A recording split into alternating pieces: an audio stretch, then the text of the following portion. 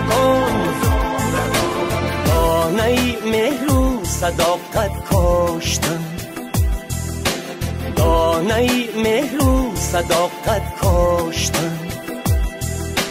هدیه ای از دان بهشتی ما وطن وطن، شهر کتابی سرنوشتی ما وطن وطن.